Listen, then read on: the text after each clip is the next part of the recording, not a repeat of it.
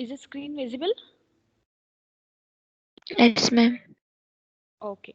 Yes, Can you see this ma'am. two-dimensional figure? Yes, ma'am. Okay, fine. So, a very good morning, everyone. I welcome you all for this Strength of Materials lecture series with the code 18CV32. So, if you remember, in the previous session, we had started with the equation that connected to International stress system. Then, what are the resultant stresses occur on an inclined plane, right? So, if you remember, we had taken a small triangle from this ABCD block, as you can see here, and I have told you how to resolve a force sigma x, sigma y, q, and as you can see here on the inclined plane EC, we have the two stresses generated, that is normal stress sigma n and sigma t tangential stress, right?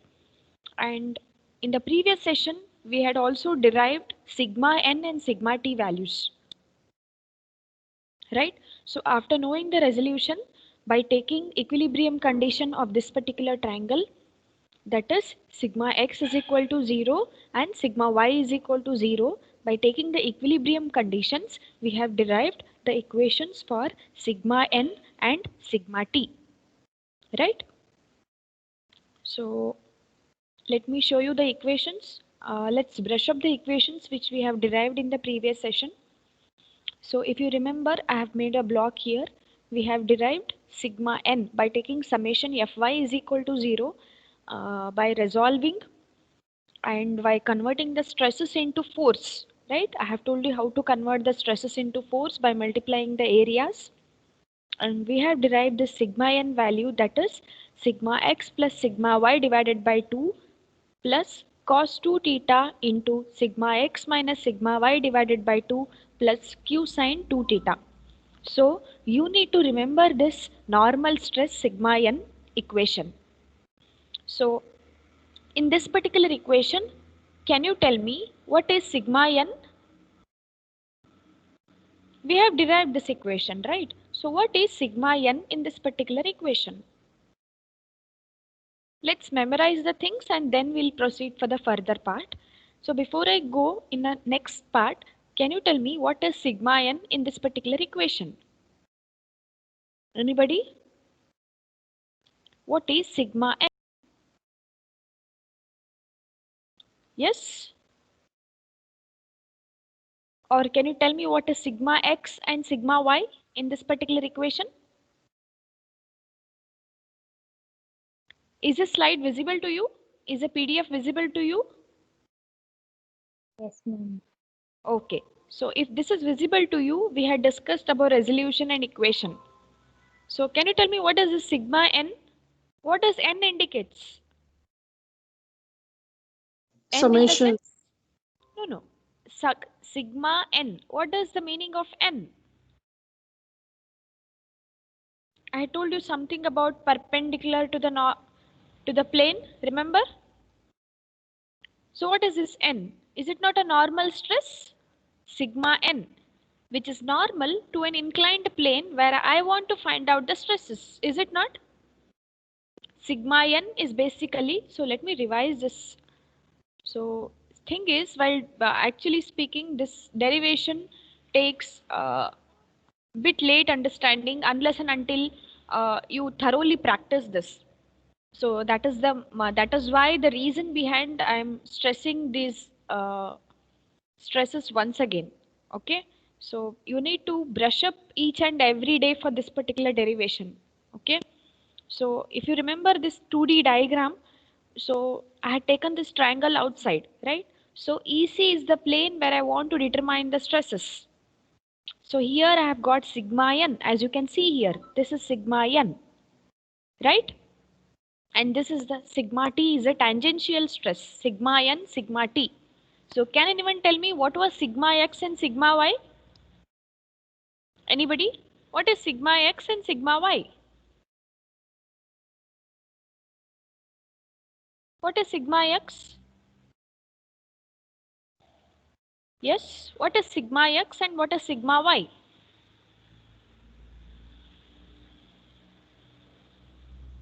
The perpendicular stress which is acting on a plane ED is called as sigma y, and the perpendicular stress which is acting on the plane DC is called as sigma x. Is it not? And Q is the shear stress, as you can see here, which is a complementary stress. That is why it is generated on ED as well as DC. And now all these stresses give you a resultant stress, that is sigma n and sigma t, normal stress and the tangential stress. Is it not? Have you not thought all these things? Yes? No, you need to unmute yourself and answer.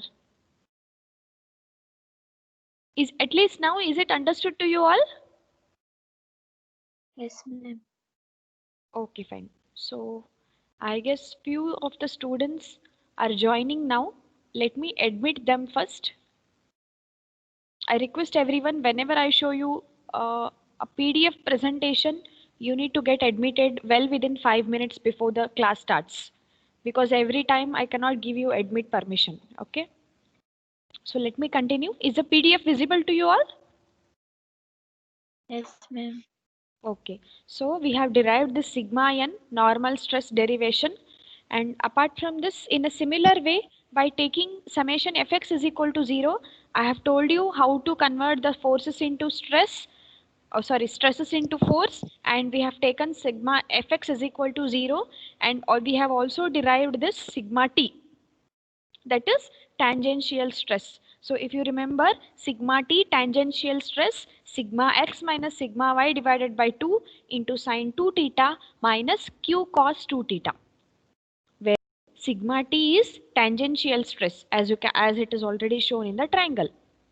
Okay, sigma x is the normal stress on the respective plane, which we have shown in the 2D block. Okay, and q is the shear stress. Okay, now can you tell me what is theta now? What is theta? If you see in this particular triangle, where is your theta? This is your theta. Angle ECD is a theta. So theta is basically an angle. Okay, theta is basically an angle. It is the angle on which this EC. So we have considered the plane EC. Do you remember this plane EC, where I wanted to calculate the stresses? EC is basically an inclined. Yes, EC is basically an inclined plane where I wish to calculate the stress. Okay, so EC is a plane where I wish to calculate the stress. This EC is subtended by an angle theta with respect to DC. Okay, so with respect to DC, EC is subtended by an angle theta. So you need to remember this theta now. Okay, so why I'm telling this, because you will observe this in the next part. Just see here. So now we have derived sigma n, that is normal stress, sigma t and the tangential stress. Now basically our aim was to find out principal planes. Okay, so if you remember what is a principal plane, we have discussed this in the initial class. Principal plane is basically a plane where zero shear stress acts. Correct? It is the plane. Few of you have not muted yourself. Please mute yourself. Yes, those who have not muted, please mute yourself.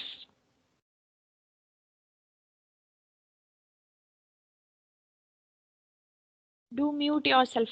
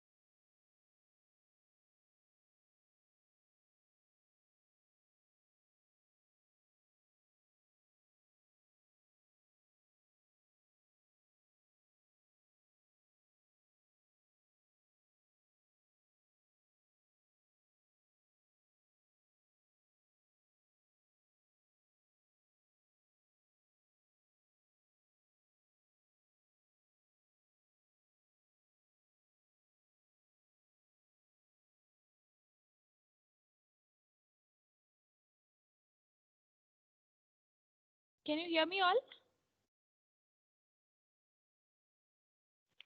Yes, ma'am. Yes, ma'am. So because of some network issue, I had actually left the class. Now I have joined in again. Can you tell me where I had stopped? Because I didn't knew when I left the class. Is it sigma t? Till sigma t you have understood, right? Yes, ma'am. Okay. So till sigma t we have derived it in the previous session. So now we need to derive principal planes. Okay. Is this PDF visible to you all? Yes, ma'am. Okay. Yes, Just ma'am. just 2 seconds.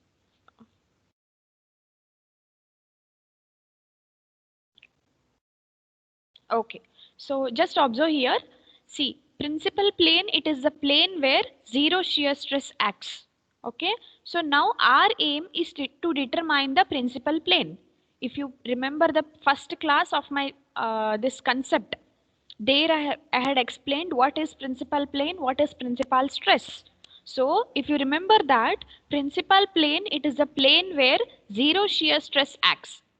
So any plane where the stresses are zero, sorry, shear stresses are zero, you can consider it as a principal plane. Okay, so on that principal plane, shear stress will be always equal to zero. Now your aim is to determine where is the principal plane. Okay, so to determine the principal plane, see plane in the sense you need to determine on which angle it is. So that itself indicates the plane. Okay, now as I said, it is a plane where zero shear stress acts. It is better if you equate this above equation, sigma t equation. What is sigma t basically? Tangential stress. Tangential stress is nothing but shear stress, right? So I can equate sigma t is equal to 0 to get the principal plane. Yes, can I do that? Because I know that in the principal plane, shear stresses are equal to 0. So I can equate this sigma t is equal to 0 to get the principal plane. Can I equate that? Yes? Yes, ma'am. Right. Yes, So ma'am. equate this sigma t up, equate the above equation. As you can see here, the above equation, sigma t. So equate this equation to 0. So I have made it as 0. So now do some mathematical algebra, LHS, RHS algebra calculations. Okay. So just q cos 2 theta, I have taken it towards this side. So sigma x minus sigma y by 2 sine 2 theta. So now sine 2 theta, taken it towards one side. So it becomes tan 2 theta. Sin theta by cos theta, it becomes tan 2 theta, right? So tan 2 theta, I have taken it in RHS side. So this 2, denominator 2, I'll take it to the numerator. So it becomes 2q. So 2q divided by sigma x minus sigma y is equal to tan 2 theta. So make a block for this. This itself indicates this is the mathematical equation, okay, which gives me the principal plane. Okay, so now in this particular equation, if you substitute sigma x, if you substitute sigma y, do you get theta? Yes, will you get theta? If you know the value for q, sigma x and sigma y, is it possible to get the theta value? Yes, ma'am. Yes or no? Yes, it is possible. So if you know the value for q, sigma x and sigma y, if you substitute here, you get the value for theta. Now this theta indicates principal plane. It is a plane wherein there are zero shear stress. But the very important point to observe in this particular equation is you have something called as tan 2 theta. So this 2 theta indicates that there are two solutions for this particular equation. So mathematically, this tan 2 theta indicates that there are two solutions for this particular equation. So there are two solutions means it clearly indicates that there are two principal stresses. Sorry, there are two principal planes. So now basically our aim was to determine the principal plane, right? So I have equated sigma t is equal to 0, then I have found out an equation. Now from this equation, I got to know that it is tan 2 theta. So 2 theta indicates that there are two solutions for this particular equation. Two solutions means there are two principal planes wherein the shear stresses are 0. So that's why it is written here. This is mathematical equation which has two solutions which differ by 180 degree. Okay, so that means there are two solutions means there are two principal planes. So what I'll do here is just take this 2 theta outside. So 2q divided by sigma x minus sigma y. So now I'll substitute this in the form of a triangle. So tan 2 theta. So observe this small triangle as you can see here. Small triangle to you all. So 2 angle here. So okay. So see 2 theta. Now you know that see 2 theta is equal to 2q divided by sigma x minus sigma y. Numerator divided by denominator. So what I'll do here is opposite I'll take it as 2q, adjacent I'll take it as sigma x minus sigma y, because we know that tan theta is always opposite by adjacent. Correct? So 2q divided by sigma x minus sigma y. Is this triangle understood to you all? How did I take this? Yes, ma'am. Yes, opposite by adjacent, tan theta. So tan 2 theta. Now next. So what is hypotenuse? See, if you know opposite, if you know adjacent, can I write hypotenuse? Pythagoras theorem, correct? Yes, ma'am. 2q square sigma x minus sigma y the whole square. So 2q square in the sense 4q square, correct? So next plus sigma x minus sigma y the whole square, square root. So that's what I have written here. I hope this is understood to you all. Now from this particular figure, now from this particular triangle, please write down what is sine 2 theta 1 and cos 2 theta 1. Can I write sine 2 theta 1? Just use this triangle, use this small triangle and start writing what is sine 2 theta 1. We know that sine 2 theta 1 is opposite by hypotenuse. Is this correct? Yes, ma'am. Yes, so sine 2 theta 1 is equal to 2q divided by square root of sigma x minus sigma y the whole square plus 4q square. Similarly, what is cos 2 theta 1?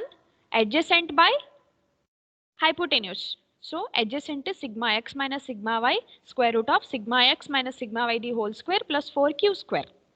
Okay, now similarly, see, this is for one principal plane, 2 theta 1, 2 theta 1. This is for one plane. Similarly, in the same way, I have written 2 theta 2 and cosine 2 theta 2 and cos 2 theta 2. Why did I write theta 1 and theta 2? Because I got to know that there are two principal planes. Okay, for this above particular equation, we got to know that there were two solutions. So I have started writing this 2 theta 1 and 2 theta 2. So whatever sine 2 theta 1 I have written here, in a similar way, write down sine 2 theta 2. But the only we had, right? Principal planes differ by 180 degree. Now this 2 theta 1, sine 2 theta 1 and cos 2 theta 1, the formulas we have written here. Okay. The second principal plane differ by 180 degree means whatever the equations I have written here, just I need to multiply minus. Correct? Yes or no? Sine 2 theta 2 is equal to minus 2q1. Same formula. Only thing is I have substituted minus here. Why minus? Because it differs by 180 degree. Correct? Have you understood this? Sine 2 theta 2 is equal to same equation I have written minus here. Minus 2q divided by square root of sigma x minus sigma y the whole square plus 4q square. You can see the above equation also. See, in a similar way cos 2 theta 2. Same equation I have written minus here. See why? Because we know that both the principal plane differ by 180 degree. Okay, now basically what is the use of writing sine 2 theta 1, cos 2 theta 1, sine 2 theta 2 and cos 2 theta 2? What is the use? Use is at the end you will get to know. Why? The reason why I have written this 2 theta 1, sine 2 theta 1 and cos 2 theta 2, because after getting principal planes, see this is my principal plane. Where is my principal plane? 2q divided by sigma x minus sigma y is equal to tan 2 theta. I have made a block here. This is my principal plane. Now my next aim is to determine principal stress. Is it not? My next aim is to determine principal stress. This is my principal plane. Aim is to determine principal stress. See, plane in the sense on which the principal stresses acts and on which the shear stress is 0. Now my aim is to determine principal stress. So I have written this sine 2 theta 1 to cos 2 theta 2. Then what I have done is, you can read here, to get the principal stresses, the above values should be substituted in sigma n and sigma t formulas. Where is your sigma n and sigma t formulas? Now this is your sigma n formula. In the sigma n formula, please read this equation, sigma x minus sigma y by 2. You have cos 2 theta and sine 2 theta. Is it not? Do you have this cos 2 theta and sine 2 theta? In this sigma n equation, you have cos 2 theta and sine 2 theta. What about sigma t equation? Even in sigma t equation, you have this sine 2 theta and cos 2 theta. Correct? So what I have done is, to get the principal stress, okay, whatever the values you have written for sine 2 theta, cos 2 theta, you need to substitute in sigma n and sigma t.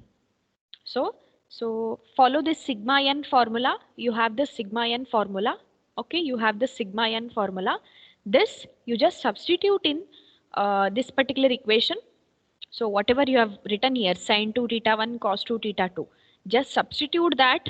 Okay, and just by simplification, you will get a final formula for sigma 1, that is principal stress, as sigma x plus sigma y by 2 plus square root of sigma x minus sigma y by 2 the whole square plus q square. This is sigma 1, which indicates first principal stress. Now to get the second principal stress, once again use the sine 2 theta and cos 2 theta formulas. Substitute in sigma n once again. You will get sigma 2 formula as sigma x minus sigma x minus sigma y by 2 minus square root of sigma x minus sigma y by 2 the whole square plus q square. This is plus and this is minus. That's the only difference. So these two blocks indicates principal stresses. So I'll repeat once again. In this particular derivation, firstly we have derived sigma n. We have derived sigma n, normal stress. Then we had derived tangential stress, that is sigma t. Later on, to get the principal plane, we have equated the sigma t is equal to 0. Then we derived 2q divided by sigma x minus sigma y is equal to tan 2 theta. Now from this we got to know that there are two principal planes. Now to get the principal stresses, I have made a small triangle. I have written these formulas. Then I have substituted in sigma n in normal stress. Then I got the two formulas, that is sigma 1 and sigma 2, that is principal stresses. Sigma 1 is sigma x plus sigma y by 2 plus square root of sigma x minus sigma y by 2 the whole square plus q. This is sigma 1 and this is sigma 2. Okay, so I hope these principal planes and principal stresses is understood to you all. Okay, so I have made a small formula list to make you understand. Okay, so that it becomes easy when I start the numerical examples. Okay, so I have made a small formula list. Please, in the similar way, even you should do the formula list. See the first formula list, I have written the formula for sigma n. Can you see here? Is this visible to you all? Yes. Okay. Yes. So this is the, see, if they ask you to calculate the normal stress, then this formula Yes, you are ma'am. supposed to use, sigma n. Then tangential. So I have tangential. You need to remember these formulas. Then I have written the third formula. This third formula indicates, anybody, can you tell me now? We have derived it now itself.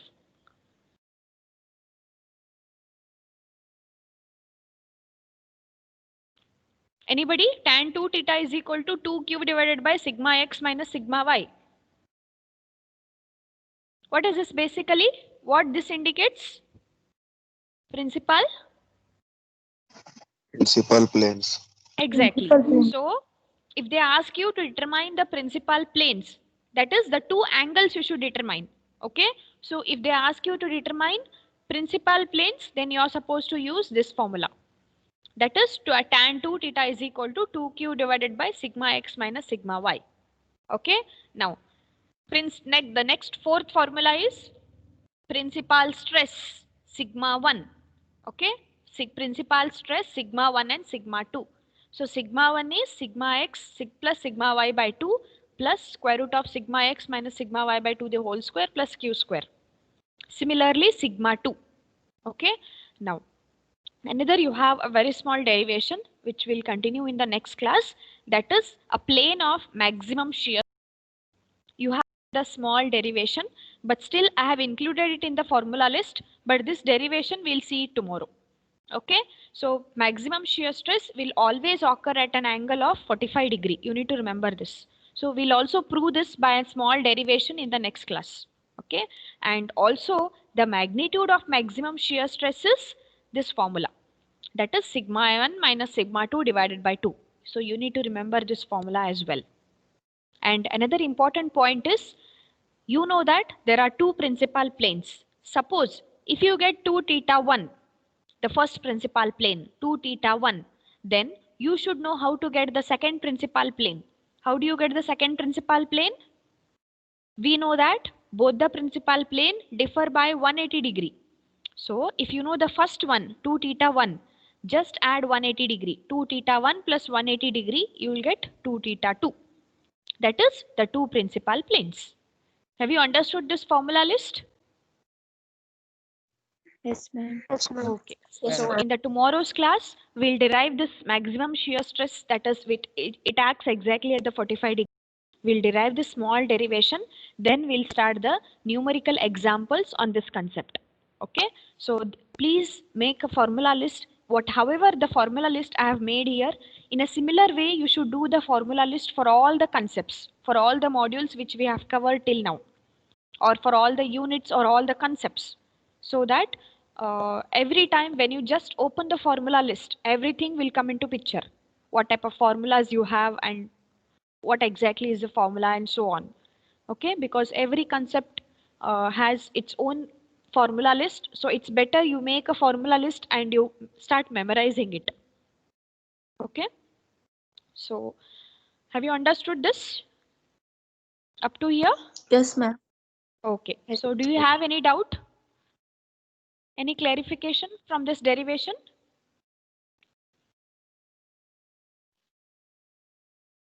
Yes. Do you have any clarification? See, No, I'm ma'am. okay. See, maybe you can ask me like why we are supposed to do all these things like sigma n, sigma t, and all. Okay, what is the use of? I told you well within my first class. See, till now in the first module we have derived to calculate the stress on a normal plane. Correct? So now this is basically a compound stress. The meaning of compound stress is the whatever the stresses or whatever the forces act in all the directions. As you can see here, you have the normal stress sigma x, and you have the perpendicular stress sigma x along DC. You have another stress, perpendicular stress along ED, that is sigma y, and you also have the shear stress Q. So both shear stress and the axial stress are acting. Now, when all the stresses are acting, you should know how to calculate the resultant stress on an inclined plane. Okay, so to calculate the stresses on an inclined plane, this compound stress concept has come. Correct? So for this compound stress, that is why we are determining this principal plane, principal stresses, normal stress, and the tangential stress. So now whenever if somebody asks you to determine the stresses on inclined plane EC, okay, so then you will be able to easily find out the stresses. Just if you calculate sigma n and sigma t by using those formulas, you will get the answer for the for the inclined stresses. Is it not? Yes. Yes, ma'am. Basically the application of this. Okay, so this is the formula list. So make a formula list and just remember this. In tomorrow's class, we'll derive another small derivation, that is for maximum shear plane which acts at 45 degree. After that, we'll start solving the numerical examples. Okay, so that's all for this today's session. Thank you. Thank you, ma'am. Thank you, ma'am.